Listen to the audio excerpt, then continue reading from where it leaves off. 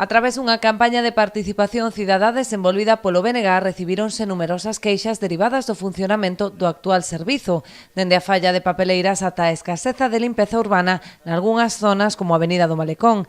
Denuncian ademais a mala planificación en épocas de maior produción de residuos como é o verán. O verán podemos ver como pois o Malecón está completamente luxado, incluso hai graxa pola rúa, a falta de contedores é evidente, faltan moito tempo de colectores para residuos pois de vidro, de cartón, etc. Non? Tamén vemos papeleiras rebosando, noutras zonas da cidade pois vemos como hai unha falta destes elementos. Non? Despois tamén hai unha falta de planificación no verán, xa que reiteradamente, e a pesar de que o BNG lle advertiu ao goberno local de que no verán se acumulan moitísimos residuos en zonas como Castiñeira, Saguiño, Corrubedo, zonas moi turísticas, o lixo pode pasar días durante o verán sen ser recollido, non?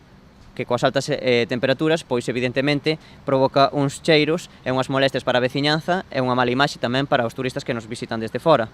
Os nacionalistas tamén botan en falla contedores específicos para a hostalería ou recipientes para depositar residuos especiais como aceite usado. A hostalería e o pequeno comercio producen unha cantidade moi elevada de residuos que non poden depositar nestes contedores porque son moi pequenos ou porque moitas veces están obstruídos.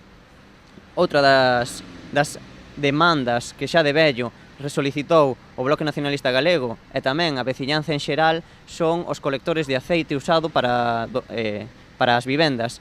En Ribeira non hai un só contedor para depositar os residuos de aceite usado, ao igual que tamén hai problemas para depositar no punto limpo pois residuos como especiais, estilo pinturas e outros materiais, non?